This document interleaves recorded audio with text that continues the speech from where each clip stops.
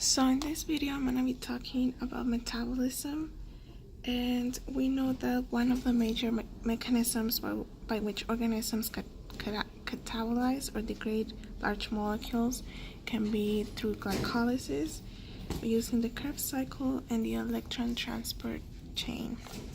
So starting with glycolysis, I have the picture right here, this one. So this is the first step to degrade glucose to carbon dioxide and water. This one includes 10 metabolic reactions, and they are divided in two parts. The first part, which is this one right here, is the energy investment phase, and here we invest energy. So we have right here two ATPs that are invested in the reactions so that we can break up that 3 carbon molecule of glucose. And then we go to the second phase, just this one right here. This is the energy payoff phase. In here we can obtain the NADH energy in the form of high energy electrons and the ATP energy. So here, if you start with glucose, at the end you have the products of 2 pyruvates, 2 NADH, and 4 ATPs. But if you start from the 1G3P, which is 3 carbon molecule of glucose, you can obtain 1 NADH and 2 ATPs. All of glycolysis happens in the cytoplasm of the cell.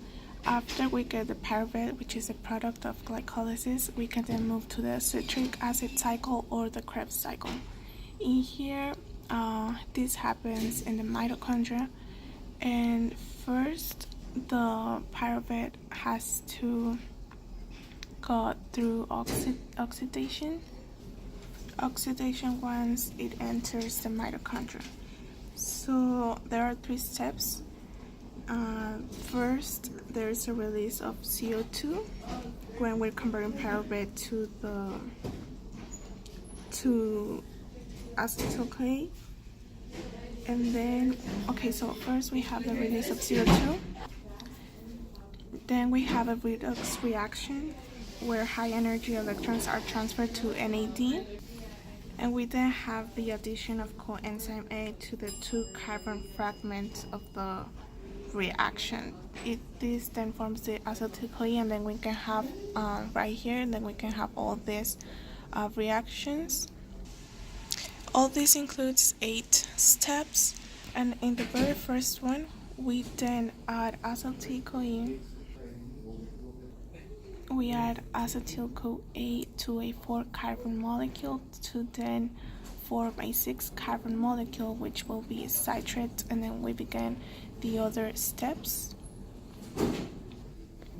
In this part, we also have the electron transport chain, and the other 7 steps include 4 redox reactions.